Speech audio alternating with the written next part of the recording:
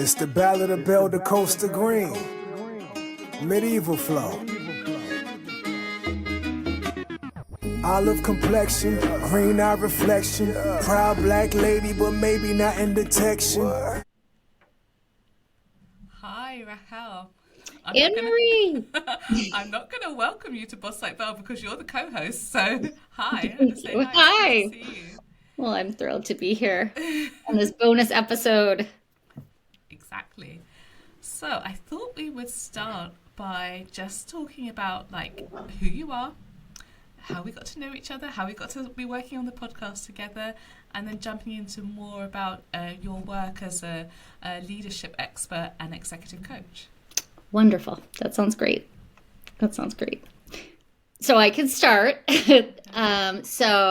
So listeners know I'm Rachael Ellison. I am an executive coach and a leadership expert. And we can talk about where we met first. We met at Harvard. We talk about that in the first episode of the podcast. You were my client in my role there internally as an executive coach for Harvard, and we started working together, and this idea came to fruition. But before that, my background and training was from Columbia University in terms of social organizational psychology, and then I got my certification from Brown in executive coaching. And I started to develop a fascination with work life as it intersects with organizational effectiveness in about 2008, 2009, after I worked on a project. And it became my focus, and it's become my focus again. That's fantastic. And yeah. It's funny, like listeners who remember episode 1, we talked about how we met through this focused leadership program. Mm-hmm. And you were great with just what I've been calling going off piste, right? We were supposed to be doing this, what was it, IDP, like individual development plan. Mm-hmm. And I was like, I'm not feeling it, I have another idea, and you're like, let's hear it. And you were so great with like going through the flow and focusing on the purpose and outcome as opposed to like this kind of structured format that we were all supposed to adhere to. So I just want to say thank you, because I don't know if we'd be here today with the podcast if you hadn't been so open to exploring this different channel. I like to follow my client's energy, right? And you lit up when you talked about it. So it wasn't like you said, I have this other idea. Let's just do that instead of this IDP. You were like, you were glowing. And so it really was, what a waste of an opportunity it would have been had I said like, no, we got to course correct and do this specific structure. So I'm so thrilled that you shared it with me and we were able to work on it together. And could you say like, what is an executive coach for people who might not be familiar or haven't, engaged with someone like you?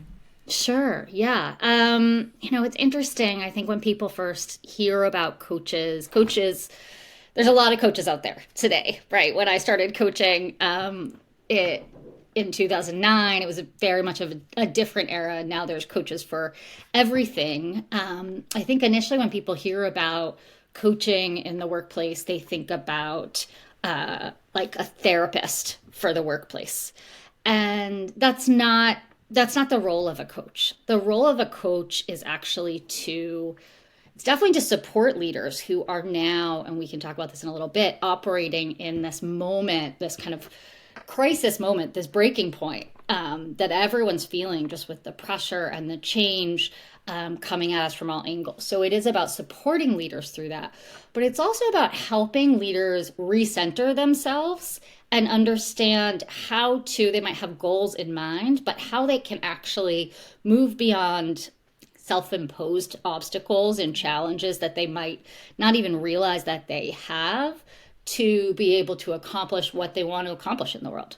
So that's what I think my role is, to guide, to challenge, to also mirror back what the leader's strengths are and challenges are, and also what is happening in the workplace around them. So absolutely. And before we kind of like dive deep into your practice, I'd just love to ask you a little bit more about your role in the podcast. Sure. So How would you summarize like what you bring to the podcast? And like, I see you as this kind of like interpreter of Belle, like what she was doing in her time, like how we might think about it and talk about it these days, and also like myself too. Some of the fans who have kind of like reached out to say what they love about the show, a couple of them have said Rachael asked really good questions. So I'd just love to hear you, just your thoughts a little bit about your role in the podcast and about Belle. Sure.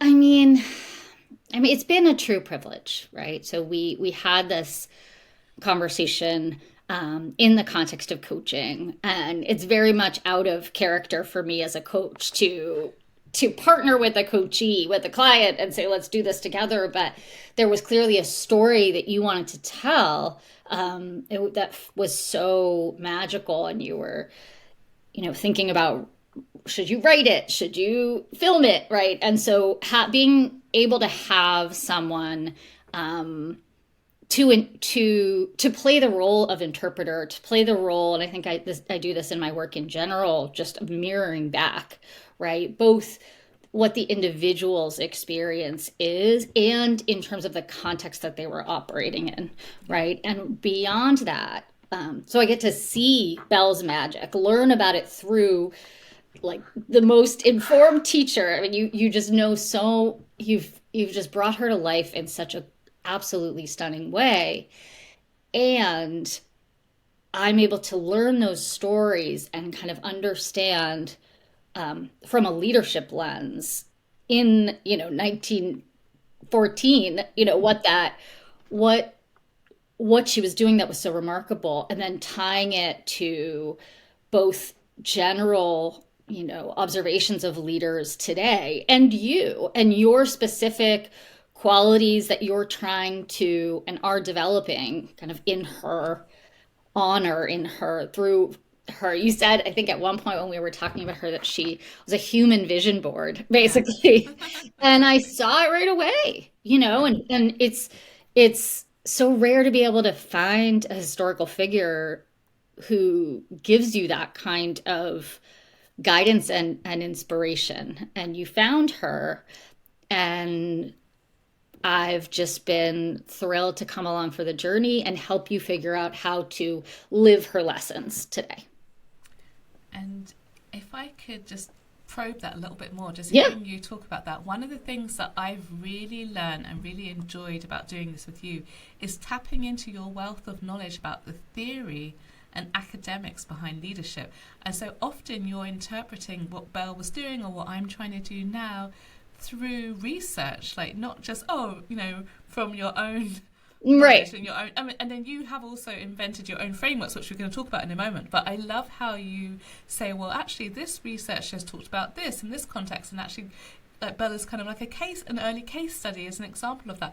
That I find just really amazing, and it reminds me that we really should write up show notes with some links to some of these articles and books that you reference. Sure, yeah, we can make a little. Yeah, so much treasure, so much gold to each episode with these little nuggets for people to delve deeper into. That's awesome. Yeah, I was not a wannabe researcher. I actually did 3 years of clinical psych research. I thought that was the path that I was going. So I decided I was very clear that I did not want to be a researcher as a career. I wanted to be a practitioner, and I'm really happy with that choice. But I have so much reverence for research, and I like to keep my eye out for things that can help us better elucidate what we're trying to do here, right? In this workplace, in this world around us, right? What theories can help us, and research can help us get where we want to go. So I'm always eager to pull in really insightful pieces of research. Yeah, you do it beautifully, seamlessly as well. Thank you. So what would you say or ask Belle if you could meet her?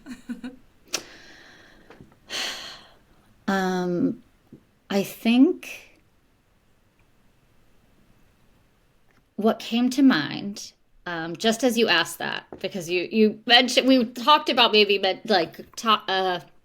we talked about reflecting on a question like that before we started, but this just hit me. What I'm curious about is if she would share it with me, which she might not, but to really hear what were the moments that you felt really scared, right? She's so brave, right? And she tackled so many challenges, um, that when I picture her, I see this like fashionable, brave woman who is just so smart and builds these amazing communities around her. And I want to kind of see behind the, we talked about, she wrote journals, right? She had a practice of journaling that she didn't share, she destroyed, she didn't allow to be shared after her death. And I think there's something there that she was keeping, close to the vest, right? And I would love to know a little bit about those moments that she did get overwhelmed or scared, and what she did to move past those. Because I think that's the only piece that I feel like we really can't see in her story, like, directly. And certainly a lot of people don't share that. That's not common, but I would love to know, what were the moments that you were scared, and what did you muster within yourself to push yourself beyond the fear? Absolutely. And just lastly, what does bossing like Belle mean to you? Or leadership like Belle? Yeah, I think it's a great question. I think it's seeing, I think it's taking those the boldness comes right to the surface for me, right? Yeah.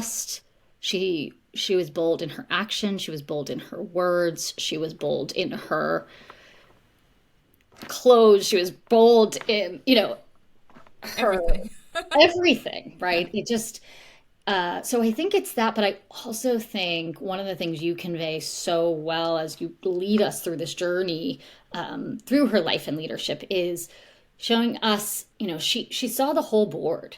She was not just looking at, she could have just been the personal librarian to J. Pierpont Morgan, and that doing that really well, that could have been it, right?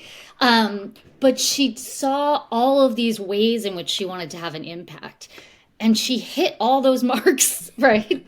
And again, I see so much, the podcast came together as a way to challenge yourself to boss like Belle, but there's so much of her in you that you can just see. You've got this passion and this kind of holistic vision of what the world can be like when you make your imprint on it. And I see that in both of you. So bossing like Belle is the boldness. It's the holistic kind of look at the world and the commitment to leaving your mark. Thank you. So in one of the episodes, I think episode 5, I mentioned very briefly about how I had this incredible career opportunity come up, and that I actually decided against taking it on. And you were really instrumental in helping me think through that. And you gave me a preview of something that you were working on in your own practice called Shift. And I'm just wondering, could you share what that is and like how it's applicable? Because I used it for a kind of like personal / professional decision, but really it's intended for a greater and a bigger purpose. And I'd love for you to share that with our listeners. Sure. So Shift came out of, as I said, I was working in the work-life space. I did a paper about work-life practices and organizational effectiveness in 2008, 2009, and did a lot of work in the space of work, family, parental leave, flexibility. And then I went into Harvard and sort of left that behind for a little bit. And then the pandemic hit. And I ended up coming back into that space and thinking about work, what work is, what work can be, what it should be going forward. And as we said, I love research. So I was reading all of the things that were coming out of the Surgeon General's office, of Deloitte, of McKinsey. Anybody who was writing, Stanford, anyone who was writing about how this whole system of work that we had been operating in for decades and decades was really starting to change, and why it was starting to change and how. And it fascinated me. And I started to look and kind of crystallize what are the 5 different areas that are really changing. What do leaders need to know about how they're changing and how they can operate within them? So the first is about, it's called security. And what I mean by that is self-regulation. How do we become aware of our own reactivity and learn to center ourselves as leaders, so that we can create a safe environment for folks emotionally and, in every other way, so that folks can bring their best selves to work. Horizon is about it's a future focus, and it's thinking about, we've definitely learned over the past 5 years that the future is not something we can pin down, right? It's changing so rapidly. So how do we develop strategies to change with the times and to anticipate change and build skills to help us move through it? With impact, that's about connection to purpose. So really being able to articulate, why are we doing what we're doing? Research shows it's very important to the success of individuals and the company. And then how do we measure what success is? So I've done a lot of work on performance management, and so that comes in here too. How do you define success with numbers? And then fluidity looks at change management. How do we do it? How do we communicate about it? And how do we implement it, particularly around when and where we work? So the flexibility piece that's become so central to our workplace over the past 5 years. And then the last is ties. And it's about, we have, at one point, the Surgeon General, who I keep referring to, declared, isolation and loneliness as a big public health risk, right? We have moved into this new era of work where we're all dispersed. And that's a wonderful thing in certain ways, but in some ways it's made us really unlearn how to be together in a productive way, right? So this is the piece that I work on. So we look at how to help folks regulate, how to help folks identify what the future could look like and build the skills for it. Meaning, I establish meaning and measure it, navigate change and flexibility, and build strong connections. So that's the shift model. And when we were talking about your work opportunity, we were looking at, as you evaluated the options in front of you, right? Which of those areas did you need to really prioritize, right? You don't have to get all of those right? I come from the philosophy that we build from strength, we build around what's needed, not the deficiency model, right? So how are you what gave you the sense that you would feel, secure and regulated in that environment? What skills did you want to learn? How did you know if you would make an impact, change, and building community? So it was using that lens to assess an opportunity and see if it was going to meet your needs. And it wasn't a good fit, but it's a good framework. I find that the framework is really versatile, both for individual decision making and planning, and for thinking about how to impact the system. So with all the content that I present to folks, I look at how leaders can develop those competencies for themselves, and then what that means when you're translating it into the greater system. Yeah, thank you so much. And that was a fairly recent framework that you've come up with, and you've now, you gave me a preview, and I didn't fully appreciate how generous that was at the time. But you've now started rolling that out to others. And in fact, I had the opportunity to become part of your first cohort of a small group of leaders, going through the SHIFT program. Can you say how you've kind of expanded that actually into a program? Sure. So it's exciting. It's been this evolving idea, right? So first I put together an assessment tool so folks could really identify what their strengths are in these different areas and what they gravitate towards, so they could build from there. And then I designed this program, and you were part of the pilot. So thank you for coming in and doing the experience with me. But I there were 7 leaders who came in, and I sort of introduced all this content to you, and then got your feedback. And what I realized was we needed to offer folks a couple different options. And one is completely asynchronous learning. So I've created 12 modules. There's an introductory module, and then for each of the 5 domains, there's one mini module, which is like a 10-minute video that talks about the individual perspective, and then one that talks about the systemic view. So for security, we talk about leader self-regulation and what that means. And then we talk about building regulation on your team and how you build in accountability, so folks really learn to own their own emotional, responses instead of just reacting with a lot of, without really thinking about what's around them. So that's kind of what I have for each of those different domains, each of the 5 domains. And then in the last module, we talk about how do you sustain the shift. So now that you have these skills and this knowledge, how do you take it and make an action plan that can actually help you move forward in the way that you would feel would really help you to be less overwhelmed, to be more calm and excited about the work that you're doing, rather than feeling kind of just constantly. And what I'm hearing from folks is just that they're trying to wrangle teams that aren't aligning, that they've got a ton of priorities that they don't know how to manage, that it's just a very difficult time for folks. So this is about establishing a compass so that you can really kind of look across the board like Belle did and see what you want to focus on at any given time. So I have the 12 asynchronous modules that you can do completely independently.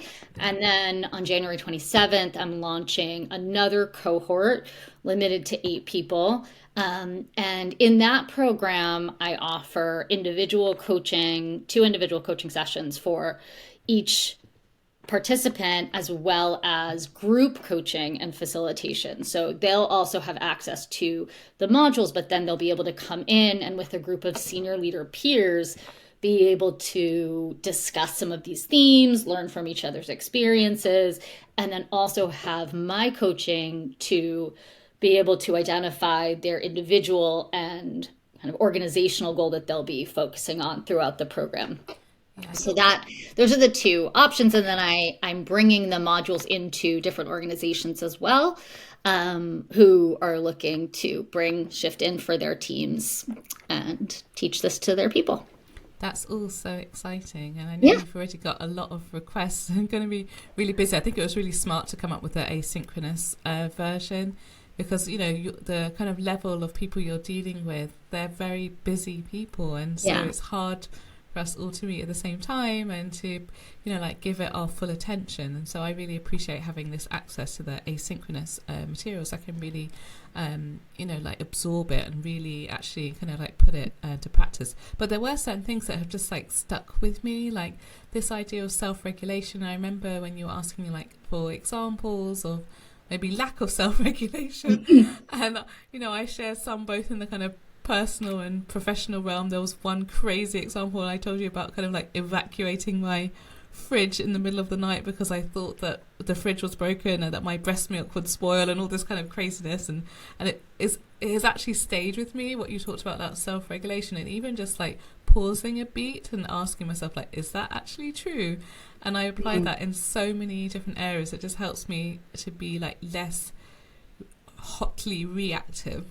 But also in discussing that with you, I also realize moments where I tend to be hesitant and also indecisive, and that's kind of hypo arousal as well, right? So it was just really interesting. I feel what I've learned from you is these concepts behind things that I'm feeling and doing that I wasn't even really able to articulate or understand why. And you've always, and just like you are in the podcast, really good at putting a name to things. And for me, when something is named, and also you understand that it's not just you experiencing something, but it's common to others as well, it just really helps you to kind of reflect on it, and also just be in a space where you can be open to change, because if you don't know what you're trying to change, then you're not going to get very far.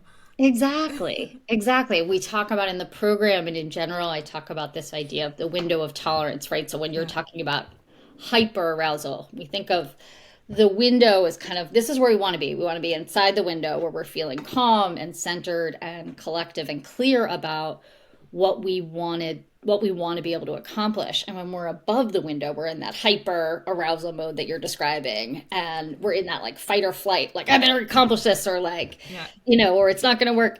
And then, conversely, when we're under the window, we are just like, as you said, hesitant, not really, like kind of frozen a little bit. Yeah.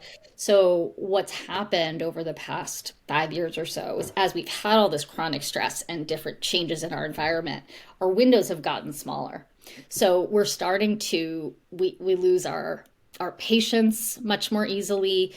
We might be frustrated with colleagues. We might be, distracted, and we tend to bounce from up to down, right? It's hard for us to kind of stay level and get into that window.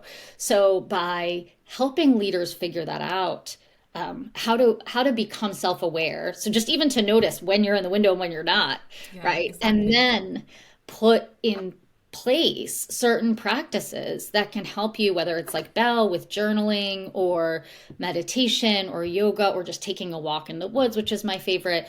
What can you do to get yourself to recenter so you're not making decisions for yourself, for your family, for your organization, where you're making it up here and you're like, you know what, we got to do all the things, right? But you're not coming in from like, from a frozen place, but you're really you're able to access your creativity.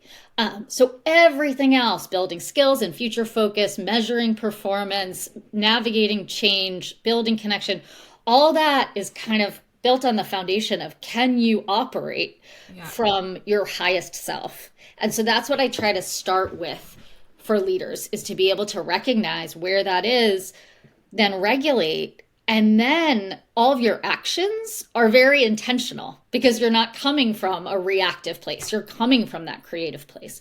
That's what I've always tried to teach people, but it's hard. But it's a really hard skill to really be able to help people understand where they're at and name it, as you said, right? And then to move through it, right? So that's where I think we've skipped in a lot of leadership development programs. We've skipped building that awareness because it seems really hard to do.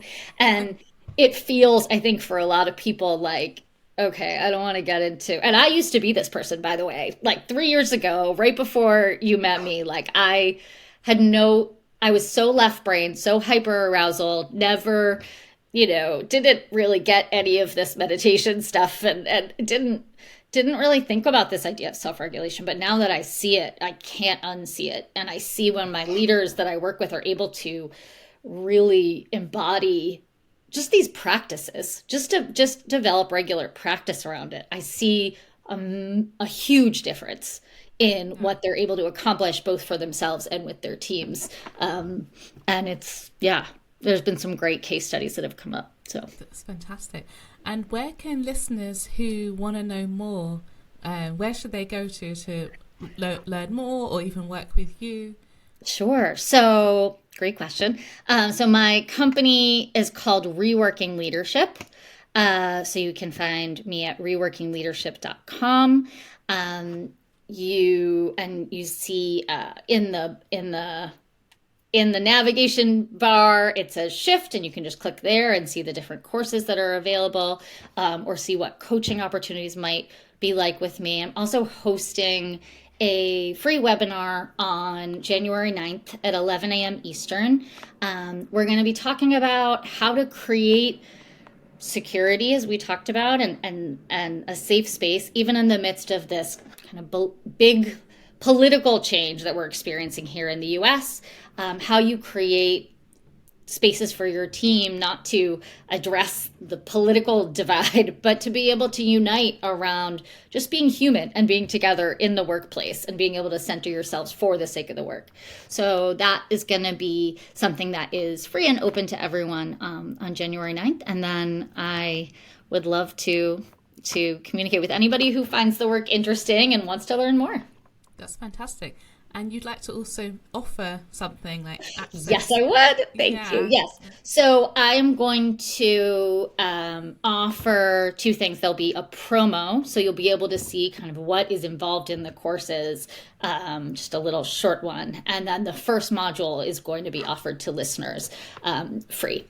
Oh, so that's fantastic. And can you remind us again, what's the first module about? Is that it's just an overview. Okay. It's an overview of the whole program, so that way you get to see what Shift is about, and if you want to dive in and learn more.